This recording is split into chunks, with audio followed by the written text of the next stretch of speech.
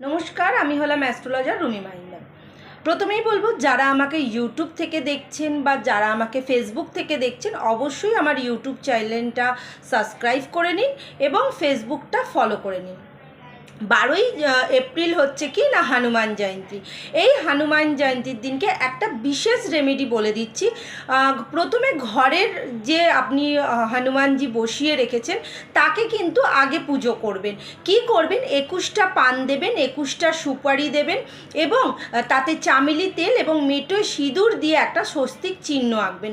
এই আঁকার পর সেটা হনুমানজির পায়েতে দিয়ে দেবেন এবং তা আর কি দেবেন? লাড্ডু দেবেন, কলা দেবেন, যেটা যটা সময়। যদি 21টা কলা দিতে পারেন খুব ভালো, যে কোনো মনস্কামনা নিয়ে রেমেডিটা করবেন। যদি 21টা কলা দিতে পারেন খুব ভালো, যদি না দিতে পারেন তো 11টা কিংবা 7টা দিলেও চলবে।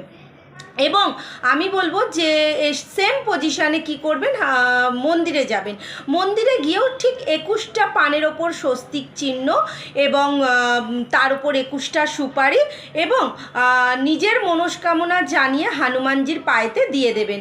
তাতে কি হবে? আর 3বার হনুমান চালিসাটা পড়বেন কিংবা শুনবেন, সেটা ঘরে এবং মন্দিরে দুরকমভাবেই কিন্তু করবেন। সেমভাবে করে যাবেন, করে দেখুন রেমেডিটা। যে কোনো মনস্কামনা নিয়ে করবেন, অবশ্যই সাকসেস হবেনই হবেন। নমস্কার।